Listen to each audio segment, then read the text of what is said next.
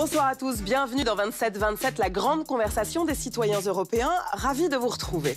Au programme de cette émission, l'héritage du mouvement MeToo. Dans le sillage des révélations sur les viols commis par Harvey Weinstein, des millions de femmes ont hurlé au monde l'ampleur des violences sexistes et sexuelles qu'elles subissent. Mais 5 ans après, quel bilan peut-on faire de cette libération de la parole? L'évolution espérée a-t-elle seulement eu lieu? MeToo a-t-il fait avancer la cause des femmes? Vous le savez, nous organisons avant l'émission un atelier de réflexion collective avec des Européens éclairés, engagés ou experts, et on leur a demandé ce qu'ils pensaient de MeToo en un mot. C'est un phénomène social total. Courage. Chercher l'équité. Opportunité manquée. Libération nécessaire. Un début. Soulèvement. Et pour débattre de l'empreinte de ce phénomène, nous recevons 2 femmes incarnant 2 visions opposées de ce mouvement. Membre du collectif La Relève féministe, Fatima Benomar incarne le renouveau de ce militantisme qui œuvre pour la mise en pièces du patriarcat. Un combat encore loin d'être gagné. Face à elle, Svenja Flaspeller, directrice de Philosophie Magazine en Allemagne. Elle regrette que MeToo ait enfermé la femme dans un rôle de victime, soumise au bon vouloir des mâles, au lieu de célébrer sa puissance. Notre reportage nous conduira en Suède, pays de l'égalité femmes-hommes par excellence. En apparence seulement. En tout cas, les conséquences de la vague MeToo ont laissé de profondes cicatrices dans la société. Aujourd'hui, beaucoup de femmes ont peur de témoigner. Les jeunes filles, notamment, sont effrayées. Elles n'osent pas aller porter plainte au commissariat. Elles n'osent pas parce qu'elles ont peur d'être attaquées ensuite en diffamation. Enfin, dans notre grand entretien, je recevrai Christina Sweeney Baird. La jeune romancière britannique a imaginé un monde où les hommes ont disparu. Fantasme utopique ou cauchemar dystopique, elle nous racontera. Voilà, c'est le programme de 27 et c'est tout de suite.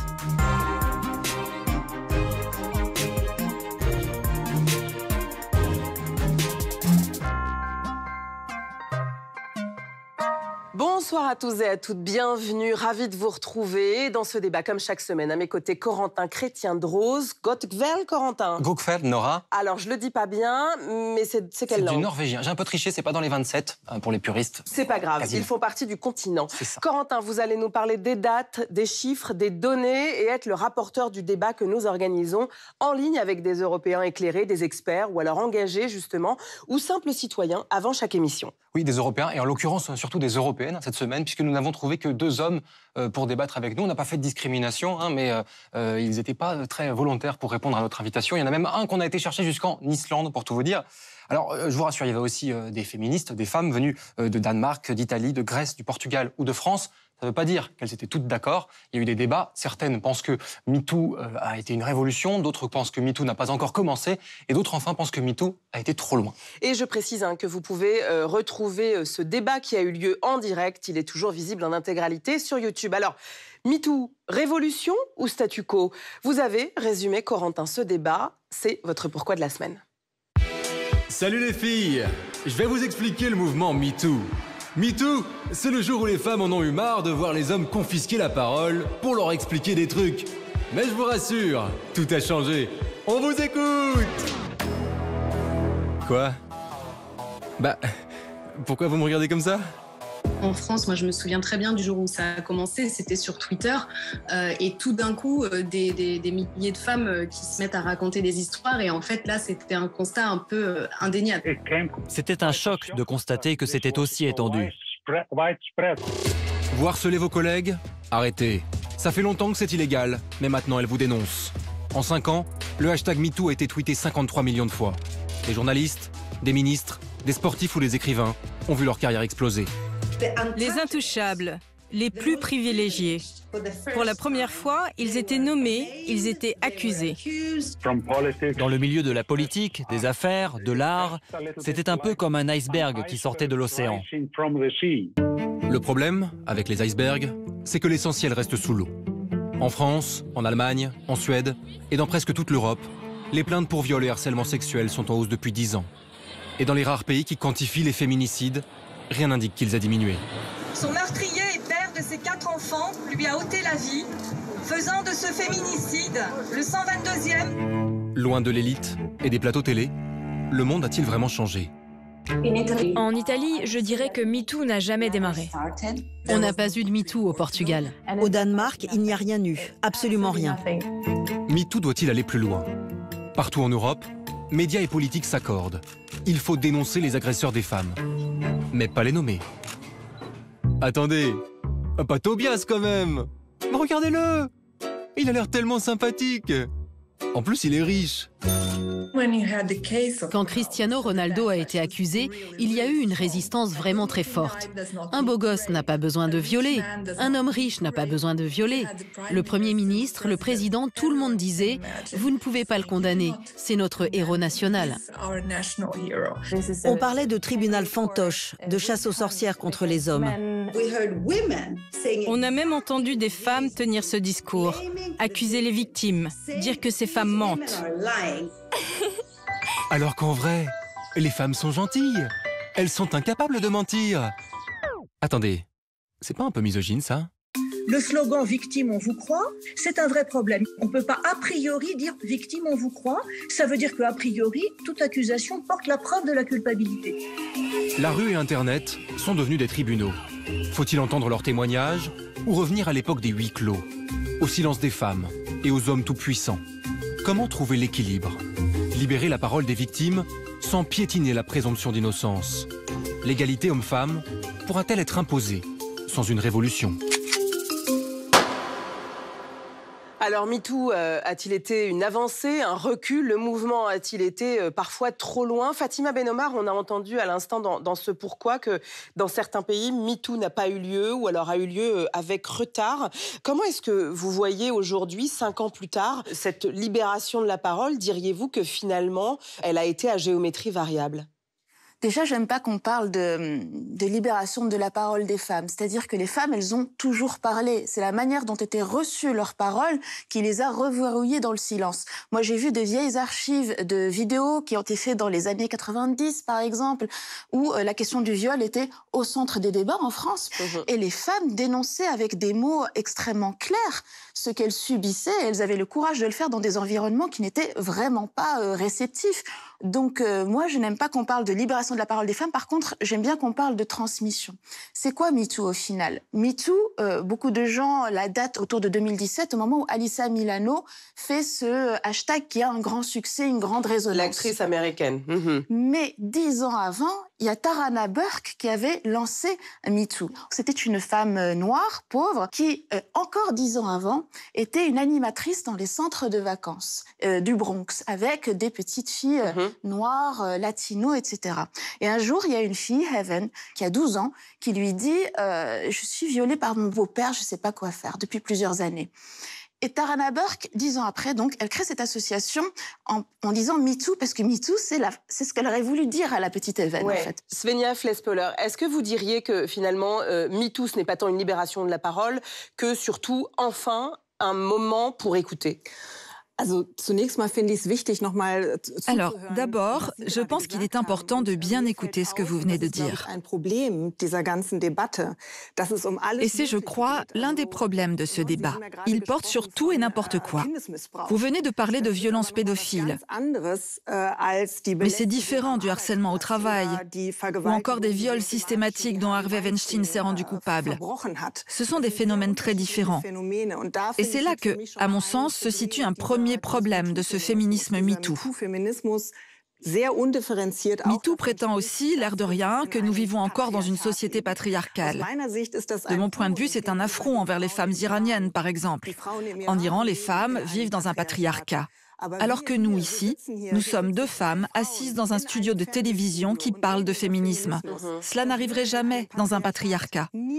Et c'est ça, de mon point de vue, l'angle mort de MeToo. On ne montre du doigt que le patriarcat, les hommes qui oppriment les femmes. Mais cela ne rend pas compte de la complexité de notre époque. Ce que je souhaite dire sur le fait de tout mélanger par rapport à plusieurs formes de violence. Nous, ce qu'on dit, c'est que on peut se représenter ça comme une sorte de pyramide. Effectivement, en haut, on peut parler de féminicide, de viol pédocriminel, de tout ce qu'il y a de pire. Mais dès l'enfance ou la préadolescence, les filles commencent à comprendre les règles du jeu, c'est-à-dire qu'elles vont être confrontées à des violences masculines, même on va dire de basse intensité, c'est-à-dire les mecs qui les sifflent dans la rue, qui les arrêtent, qui leur font des propositions indécentes. Et ça, c'est un processus d'apprentissage, c'est-à-dire que les filles apprennent les implicites de la société patriarcale, à savoir rase les murs, n'envenime pas la situation. Et c'est parce que, couche après couche, elles font cet apprentissage de la gestion de la violence, de prendre sur elles, que plus tard, elles apprendront à tolérer non seulement la banalisation des violences que l'on subit, mais la façon dont nous devons les gérer dans le silence et dans la raison si on ne veut pas subir à chaque fois encore pire. Là où nous sommes vraiment d'accord, c'est qu'il faut effectivement commencer très tôt à éduquer les jeunes filles et à discuter précisément de ces problèmes. Mais je pense que ce que vous dites montre en fait qu'il ne suffit pas de prendre en compte uniquement la position masculine, mais qu'il faut aussi regarder justement les filles, notre évolution, à nous. Et je crois que si MeToo prenait cela en compte et prenait vraiment en considération la femme, l'incluait dans son analyse, alors elle rendrait vraiment les femmes libres. Mais le problème, c'est qu'on se plaint après coup et on dit « cet homme m'a harcelé sexuellement ». C'est ça le problème. Je pense que nous devons faire les deux, les structures. Et quand je parlais de cette pyramide, c'est que je suis persuadée que tant qu'on ne fera pas dégager la couche la plus inférieure, tout le reste sera maintenu. Alors, Svenja Flespiler, vraiment en 30 secondes. Oui, vous venez de dire qu'il faut commencer à détruire le niveau inférieur de la pyramide. De mon point de vue, c'est un autre des problèmes de ce féminisme. Car je me demande ce qu'il veut vraiment au bout du compte. Veut-il abolir les hommes en quelque sorte? Détruire la masculinité? Ou bien s'agit-il de créer une relation fonctionnelle entre les sexes, où deux sujets, souverains et conscients, se rencontrent dans leurs désirs respectifs? Alors, je vous propose qu'on rentre justement dans les méandres de MeToo, parce que, Corentin, malgré la couverture médiatique, malgré cette libération de la parole, cette libération de l'écoute, MeToo, ça n'a pas vraiment changé la réalité des femmes. Alors, en tout cas, si on regarde les chiffres bruts, les données, non, on ne peut pas parler de révolution. Par exemple, on parle de féminicide. Ils n'ont pas baissé. Au contraire, dans la plupart des pays qui les quantifient. En 2021, leur nombre a même plus que doublé au Portugal. Ils étaient en hausse de 20% en France et de 16% en Italie. Alors oui, en Espagne, par exemple, ils ont un peu baissé, mais pas de beaucoup. Et il n'y a pas de vrai changement d'ampleur. Et du côté des condamnations, c'est pareil, pas beaucoup d'évolution. Exactement. En France, par exemple, en 2020, 94 000 femmes se sont dites victimes d'un viol ou d'une tentative de viol. Et si on regarde le nombre de condamnations cette année-là, 683, c'est beaucoup moins. Même constatation outre-Rhin avec un chercheur allemand qui a fait ce calcul. Selon lui, 1% des viols sont condamnés en Allemagne. Alors est-ce que la police ou le système judiciaire sont en cause? Nos invités en ont débattu, ils n'étaient pas d'accord. Aujourd'hui, on voit encore des juges et des avocats qui considèrent que le viol est juste immoral. Donc pour eux, si ça arrive pendant le mariage, c'est pas aussi important que si ça arrive dans la rue. Par ailleurs, on n'a que 6 mois pour porter plainte pour viol en Italie. J'aimerais avoir l'avis de Sabine et Sophie par rapport au fait que 80% des plaintes qui sont transmises au parquet pour viol ou violence conjugale sont classées sans suite, alors que les fausses accusations sont très rares, entre 2 et 4%, il me semble. Ce que je peux vous dire, c'est qu'en 2019, les parquets ont été saisis de 56 000 affaires de violences sexuelles. 61% des auteurs ont été considérés comme non poursuivables. Ce n'est donc pas le chiffre que j'ai entendu tout à l'heure. Et pourquoi ne le sont-ils pas? Soit parce que l'infraction n'est pas suffisamment caractérisée, ou parce qu'il y a un défaut d'élucidation. C'est-à-dire qu'on n'arrive pas à retrouver l'auteur. Quand on le trouve, cet auteur, il fait l'objet d'une réponse pénale dans 90% des cas. Donc, ça veut dire que ce chiffre où on dit finalement personne n'est attrapé, il n'y a qu'1% des gens qui sont condamnés, n'est pas exact. Et même quand les femmes portent plainte, vous avez entendu ce chiffre, en France, 61% des auteurs ont été considérés comme non passibles de poursuite. Clairement, Svenja Flespiler, c'est ça le patriarcat? C'est une justice par des hommes, pour des hommes qui les protègent? Alors, tout d'abord, le viol est effectivement un crime qui fait clairement des femmes des victimes. Il n'y a absolument rien à redire là-dessus. Les femmes sont des victimes. Mon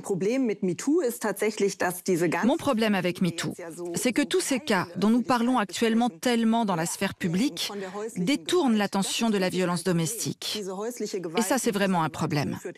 Cette violence domestique qui mène au viol. Et maintenant, revenons brièvement sur la situation juridique. C'est bien sûr un problème lorsque des hommes sont accusés de viol et qu'ils ne sont pas condamnés. Mais il y a un problème au moins aussi important, c'est que les femmes ne portent pas plainte pour viol. Donc le crime n'est pas du tout dénoncé. Je pense donc qu'il faut vraiment voir ces deux aspects du problème. Fatima Benomar. Déjà, je voudrais vraiment avoir une pensée pour toutes ces femmes victimes de féminicide, parce que quand on voit leur parcours, ces femmes voulaient survivre. Elles ont tout fait pour survivre. Parce qu'on n'arrête pas de dire, oui, les femmes, vous vous manifestez pas, vous quittez pas votre conjoint violent, ce qui est déjà très injuste, parce que c'est au moment où elles veulent partir qu'elles sont le plus en danger. Un gros pourcentage des féminicides ont lieu quand elles décident de se barrer. Et on n'est pas sorti de l'auberge en termes d'idéologie et de représentation. Il y a un quart des jeunes qui disent avoir déjà subi un rapport sexuel non consenti et moins de 3 hommes sur 5 qui estiment que forcer sa copine, si elle l'a dit non, ce serait un viol. Donc, il y a du boulot. Moi, à un moment, je vais parler pour le coup d'un cinéaste, j'ai grandi au Maroc et il y a un cinéaste marocain connu qui me coince au centre cinématographique marocain et qui m'embrasse de force. Bon, je sais pas comment réagir et à un moment, j'en parle à ma cousine. Et il se trouve que, hasard, cet homme serait un vieux cousin éloigné de ma tante. Et ma tante me dit tout de suite, non, mais lui, c'est un excentrique, c'est pas méchant ce qu'il a voulu faire.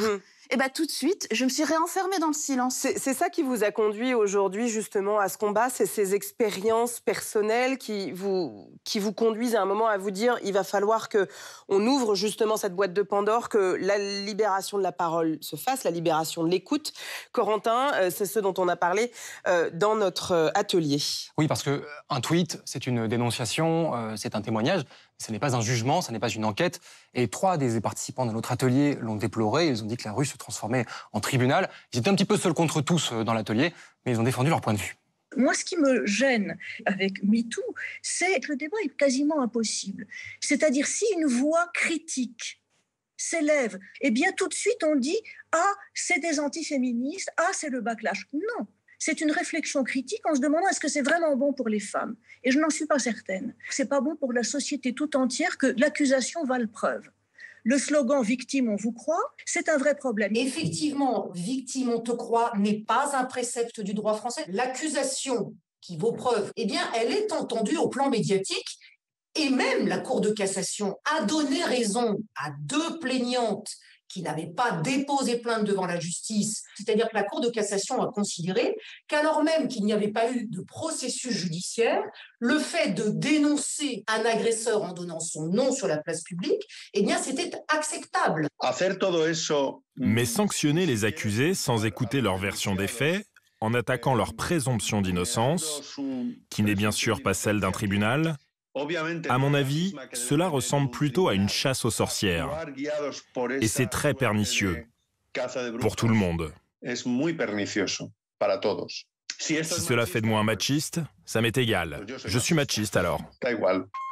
Victime, on te croit. Fatima Benomar, est-ce que cette assertion qu'on entend beaucoup dans la bouche des féministes notamment, ce n'est pas fouler aux pieds la présomption d'innocence? Est-ce qu'on va pas trop loin? En tout cas, ce que je sais, c'est que la puissance de cette phrase, c'est vraiment de désexorciser. La première terreur des femmes, c'est de ne pas être crues. C'est-à-dire que ce qui verrouille le plus le silence des femmes, c'est que si je parle, et encore plus pour désigner un homme puissant, je suis morte dans le game.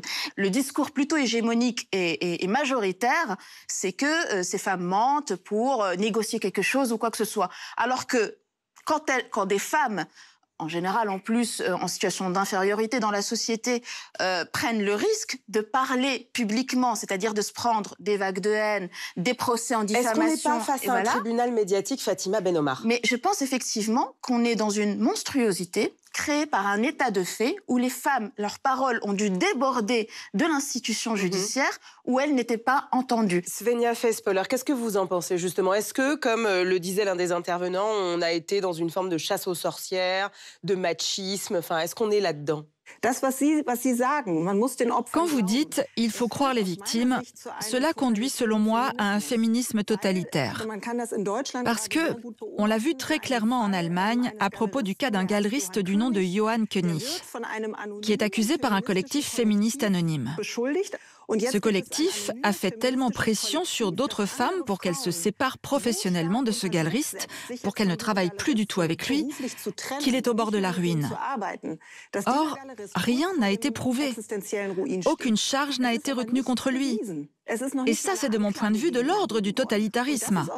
Et en faisant ça, ces femmes pratiquent également une forme d'auto-justice. Alors justement, Corentin, des dénonciations qui vont trop loin, est-ce que ça arrive ? Oui, évidemment. Alors, les femmes ne sont pas inaptes au mensonge. Il y a une étude écossaise notamment qui parle de 4% des plaintes pour viol qui seraient des mensonges. D'autres études parlent de 2%, donc ça reste quand même infinitésimal. En revanche, là où il y a plus de polémique, c'est sur l'impact que ces dénonciations peuvent avoir sur l'homme qui est dénoncé, notamment en France avec l'affaire Sandra Müller qui a lancé le hashtag Balance ton porc. Elle s'est plainte de harcèlement sexuel de la part de son patron. Son patron, ensuite, l'a accusée d'avoir brisé sa vie. Il y a eu un procès. Elle a été condamnée en diffamation en première instance, puis blanchie en seconde instance, en appel et en cassation. Et parfois, Corentin, la justice n'a même pas le temps de se saisir de l'affaire. Oui, voilà, c'est ce qui est arrivé notamment dans un cas emblématique en Suède, à Stockholm, avec le directeur d'un théâtre qui a été accusé par voie de presse par certains de ses employés de harcèlement. Il a d'abord nié, puis il a fini par démissionner sous la pression, et puis devant le tollé médiatique, il s'est suicidé. Il y a eu ensuite une enquête de la mairie de Stockholm qui n'a pas pu étayer les faits de harcèlement, et donc selon certains, cet homme, c'est la première victime, en fait, de MeToo. Fatima Ben-Omar, face justement à cette libération de la parole, à la libération de l'écoute, on ne fait pas d'omelette sans casser des œufs. Il faut que parfois ça aille trop loin. C'est pour ça que je vais parler de monstruosité, c'est-à-dire que cette situation aujourd'hui n'est même pas confortable pour les plaignantes qui s'exposent énormément justement à des procès en diffamation, etc. C'est-à-dire que le dilemme, nous on est, ou plutôt l'impasse, c'est que on nous dit la justice ne peut pas se rendre sur les réseaux sociaux, mais quand on dit vous pouvez pas faire la justice là-bas, revenez vers la justice institutionnelle. Et on reconnaît nous-mêmes que même quand elles portent plainte, il n'y a qu'une minorité des hommes qui sont condamnés. C'est-à-dire que ce ministère qui porte comme nom une vertu, donc la justice, est elle-même profondément dysfonctionnelle parce qu'elle porte la thèse comme quoi une grande majorité des femmes qui vont porter plainte seraient des menteuses. Eh bien justement, en Suède, pays qui se qualifie largement féministe, le mouvement MeToo a été là aussi suivi, relayé dans les médias, mais les féministes ont aussi connu un immense retour de bâton. C'est un reportage de Lola Palmier.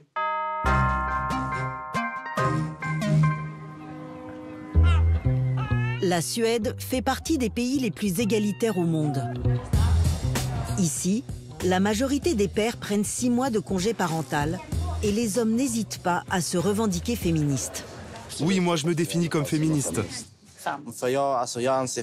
Pour moi, le féminisme, c'est l'égalité entre tous les êtres humains.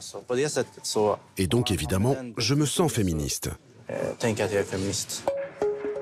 Le pays serait-il alors protégé des violences sexistes et sexuelles? Ce n'est pas si simple. La Suède est même le pays où le hashtag MeToo s'est le plus diffusé après les États-Unis. Le mouvement MeToo a été très important en Suède, en raison de notre manière de penser très égalitaire et de notre héritage féministe. On avait déjà bien conscience des inégalités qui existent entre les femmes et les hommes. Et cette culture féministe a permis de libérer la parole des femmes. Dès novembre 2017, un mois seulement après les révélations de l'affaire Weinstein, 70 000 Suédoises ont témoigné avoir été victimes d'agressions sexuelles. Les médias se sont emparés du sujet avec un objectif, dénoncer les coupables. Tous les médias ont bien vu que dans les cas de violences sexuelles, donner le nom et ajouter la photo de l'agresseur, cela attire les lecteurs. Cela permet d'augmenter le nombre de clics, de vues et de commentaires, et donc de gagner plus d'argent. Malheureusement, c'est comme ça que les journaux fonctionnent. Les hommes accusés ont dénoncé un tribunal médiatique, estimant que leur nom n'avait pas à se retrouver sur la place publique. Pour se défendre, ils ont attaqué en justice leurs accusatrices. L'exemple emblématique est celui de Cissi Wallin. Cette actrice et chroniqueuse télé a été une des premières à donner le nom de son agresseur, un journaliste très connu en Suède. Cissi Wallin a été attaquée en diffamation pour avoir nommé son violeur, l'éditorialiste Fredrik Virtanen.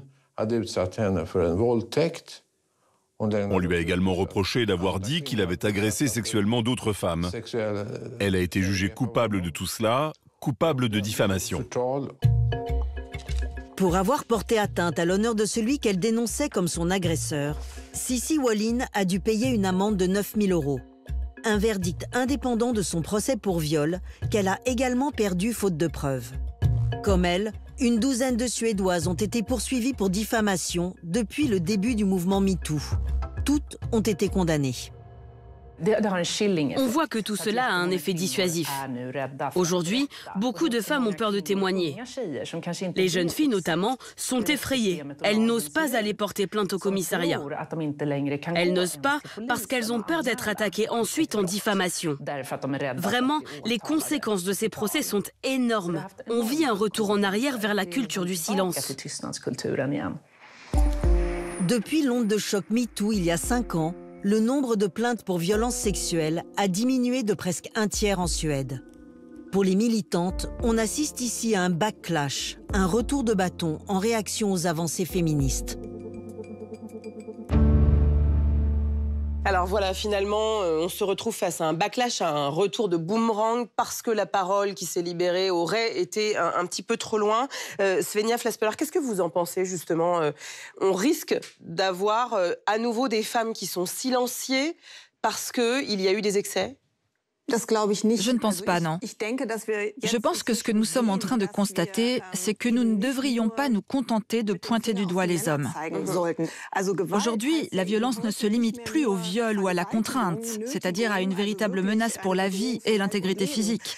Elle peut aussi être un regard ou peut-être un mot mal placé. Et c'est là que ça devient très compliqué. Par exemple, en Allemagne, pour reprendre l'exemple de Johann König que j'ai brièvement évoqué tout à l'heure, ce qui s'est passé, c'est que des femmes ont donné leur numéro de téléphone à ce galeriste pendant une soirée festive et qu'elles se sont senties flattées, qu'elles ont ri avec lui. Et puis, en partant, le galeriste a embrassé une femme. Et puis, après coup, la femme a déclaré que c'était une violence sexuelle. C'est compliqué. Est-ce que c'est vraiment de la violence sexuelle? Ou s'agit-il d'une situation qui a été mal interprétée par M. König? Mais Fatima Benomar, à force d'avoir parfois une situation qui est dans cette zone grise dont on parlait à l'instant, on a des femmes aujourd'hui qui sont silenciées, qui se voient attaquées en diffamation. Le risque, c'est ça? Oui, par exemple, Patrick Poivre-d'Arvor a tout de suite porté plainte contre ses accusatrices pour effectivement en faire des exemples et dissuader d'autres aussi de se manifester. Déjà, faisons un bilan positif dans le sens où on part de loin. Hein. En France, par exemple, on a pu, dans le contexte MeToo, faire voter cette loi sur l'âge minimum de consentement.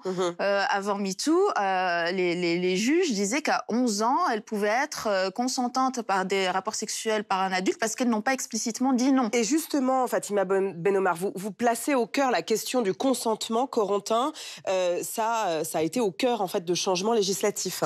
Oui, depuis 2018 en Suède et 2020 au Danemark, le consentement est entré dans la loi. Il existe d'ailleurs déjà dans plusieurs pays européens. Concrètement, si le consentement n'est pas exprimé de manière explicite, eh bien la justice peut considérer a posteriori que c'était un viol. Alors pour autant, est-ce qu'on peut légiférer sur ce qui se passe dans une chambre entre deux individus, ou plusieurs d'ailleurs?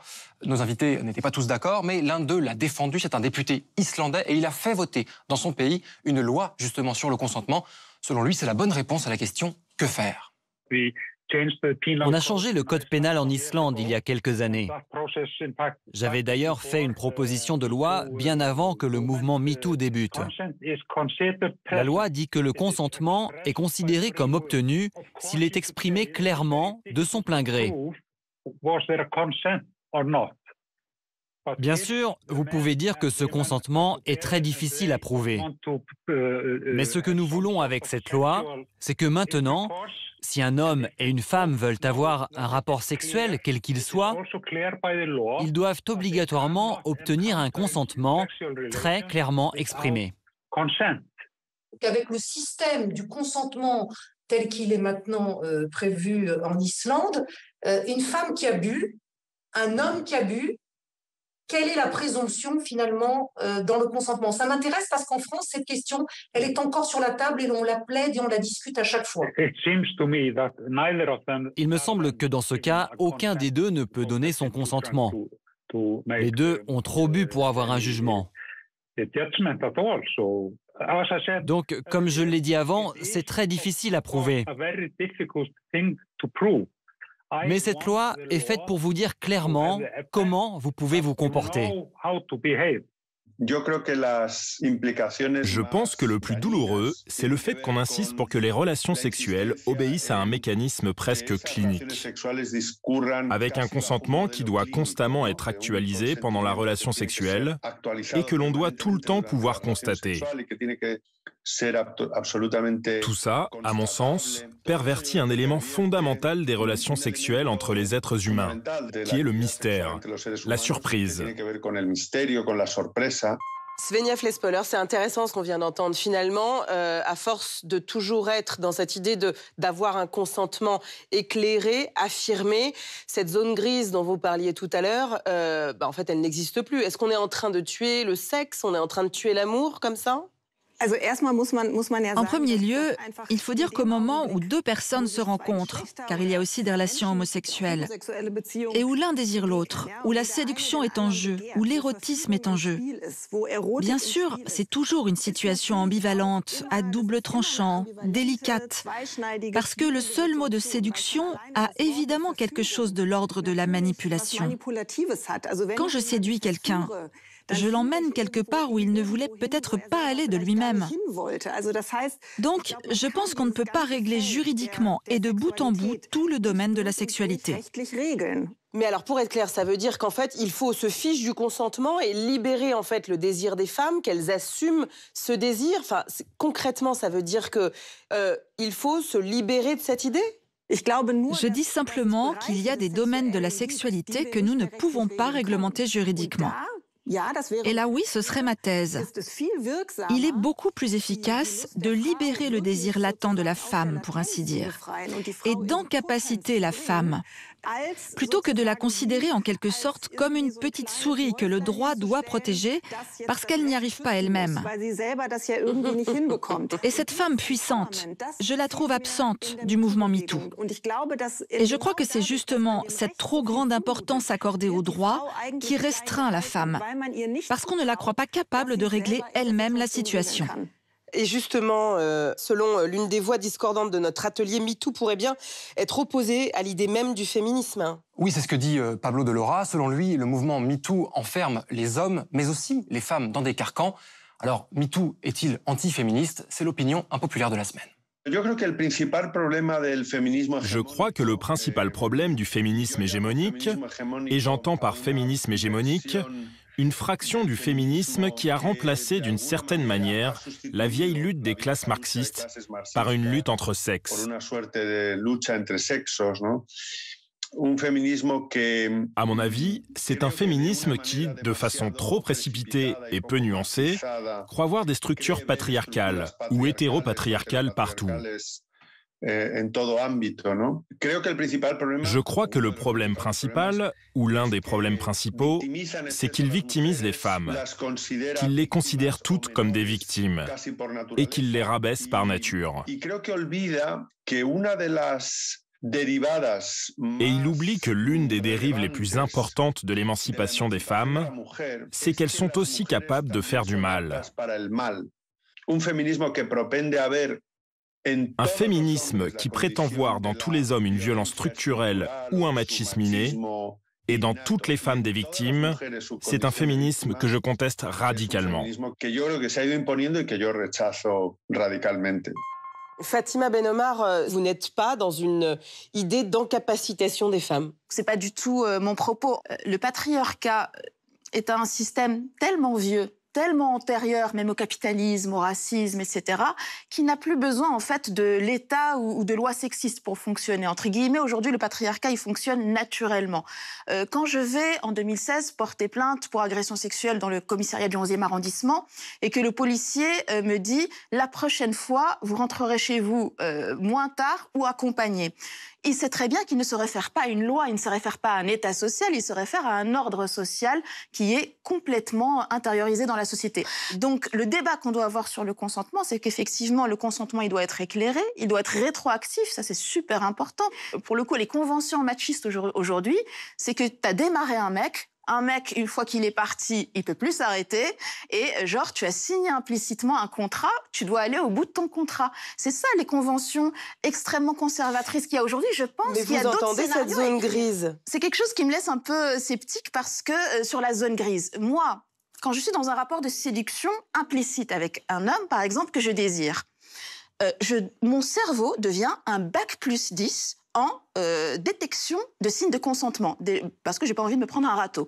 Donc tout, même dans ce qui est non dit, dans la recherche de la connexion du regard, du sourire, etc., dans les stimuli du visage, tout à ce moment-là est analysé au peigne fin dans ma tête pour être sûr qu'il n'y a pas de malentendu, même si on ne se l'est pas dit. Là, on ne parle pas de ça. La plupart des hommes qui vont arguer sur la zone grise vont dire « il y a peut-être eu un malentendu », alors que je pense, franchement, qu'on sait très bien détecter une personne qui est en train de se dérober au rapport de séduction où on est, ou quelqu'un qui est en train d'adhérer, même si ce n'est pas dit explicitement. Mais je trouve que nous parlons trop peu du fait que dans de nombreuses situations, les femmes n'utilisent pas les possibilités d'action qu'elles pourraient avoir en fait. Parce qu'elles ont appris qu'elles ne doivent pas offenser le narcissisme masculin, parce qu'elles se considèrent comme le miroir du désir masculin. Et là, je dirais que les femmes ne sont pas simplement des victimes, mais qu'elles sont fortement marquées par des schémas de pensée patriarcaux que nous portons encore en nous et qui nous poussent en quelque sorte à la passivité. Mais je crois que se contenter de dire « c'est de votre faute à vous, les hommes, et notre position est merveilleuse, et nous ne devons absolument pas travailler sur nous-mêmes », c'est un peu court.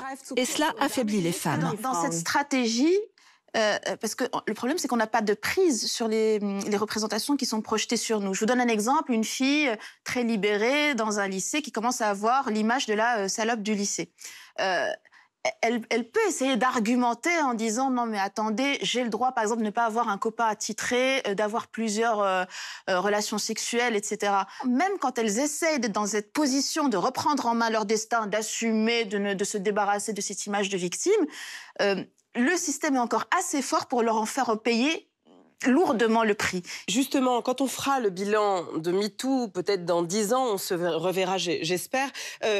Quelle est, selon vous, l'urgence? Je pense qu'on va pouvoir mesurer, encore une fois, qu'il y aura assez de débats, assez de production théorique, assez d'écriture, assez de livres pour faire évoluer effectivement la définition et du consentement et des rapports femmes-hommes et de ce qui est interdit par la loi et de ce qui relève de la violence. N'oubliez pas qu'en 2014, quand on a créé le collectif Stop Harcèlement de rue, mais tout le monde s'est moqué de nous. Tout le monde a dit « mais qu'est-ce que c'est encore que cette lubie de féministe ?» Et aujourd'hui, ça fait consensus.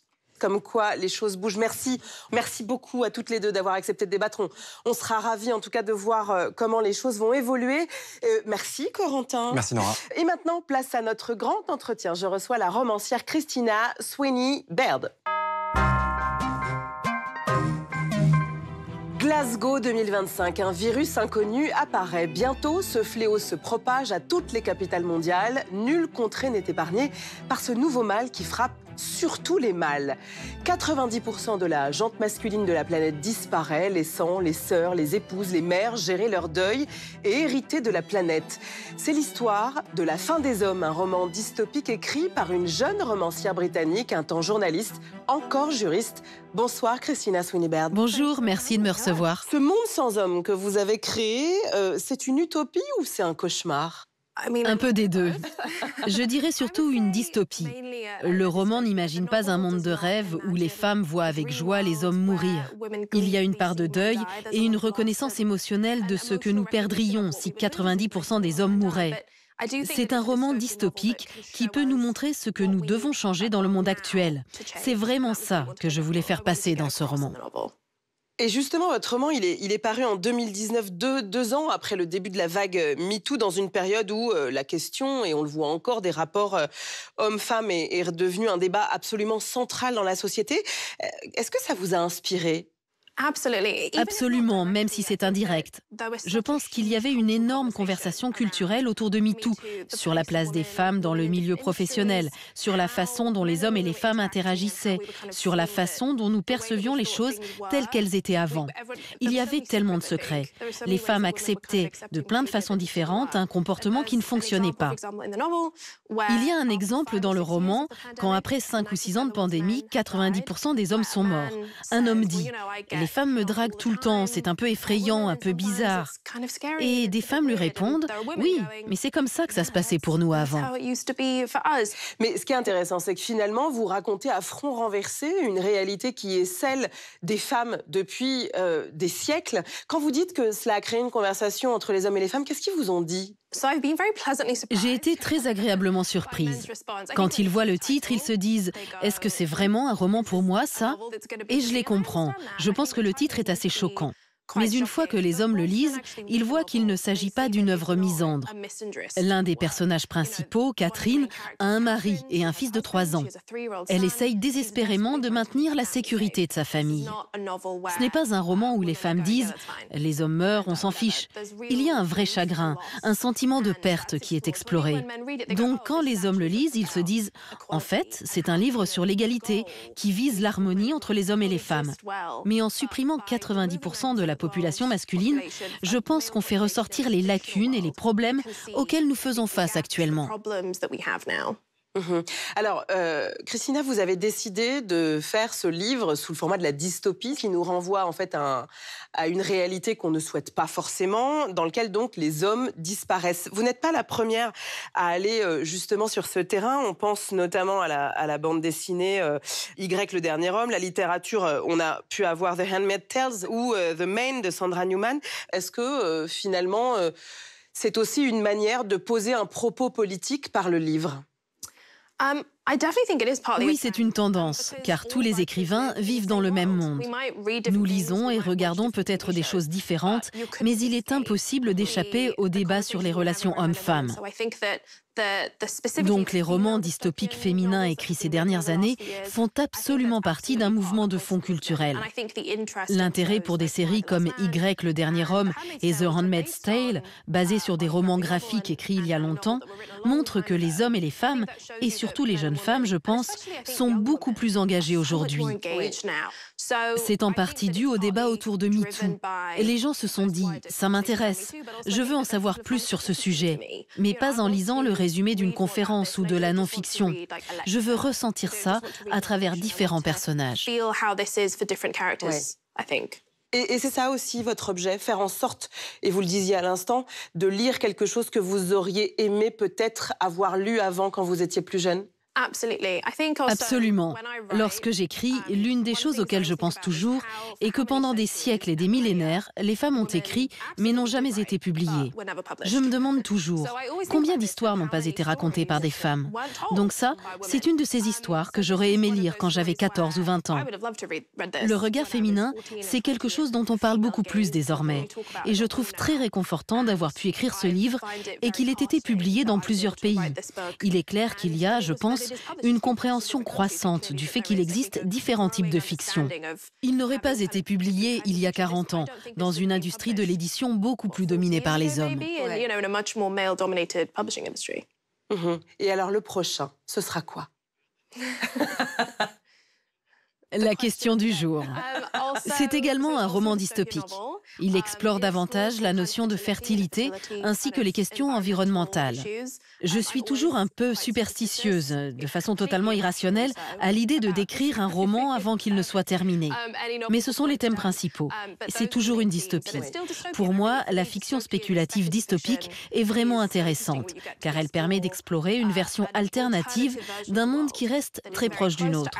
On peut les comparer assez précisément, donc on peut s'imaginer dans ce monde effrayant et se dire « si c'était moi ». Donc je suis restée dans ce même genre de livre. Mais ça répond à quoi, justement, ces dystopies? Ce que vous allez explorer, c'est des angoisses profondes ou est-ce que vous allez justement chercher l'inspiration? L'une des choses qui m'a vraiment intéressée, c'est qu'à travers le Covid, en 2020 et 2021, des choses auparavant inimaginables se sont produites et que nous avons tous dû les accepter. Le gouvernement a dit, et c'était justifié, que nous devions rester à la maison. Il était donc illégal, par exemple, d'aller chez sa mère, prendre une tasse de thé. En fait, finalement, la réalité va même plus loin que la dystopie. Absolument, nous avons tous vécu une dystopie. C'est l'un des grands thèmes que j'explore dans mon prochain livre, parce que je ne l'ai pas vraiment fait dans La fin des hommes. Bon, écoutez, en attendant, on peut lire et relire La fin des hommes. Merci beaucoup, Christina Swainebert, d'avoir été avec nous. Merci et à très bientôt.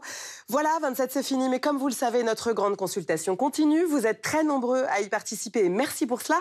Dans les prochaines semaines, nous discuterons de la précarité, de la fast fashion ou encore de la sécurité sanitaire alimentaire. Vous avez envie de débattre? Écrivez-nous. 27, c'est fini sur cet écran, mais ça continue sur tous les autres. Alors n'hésitez pas à réagir et à commenter sur les réseaux sociaux. Très belle semaine à tous. Tchuss.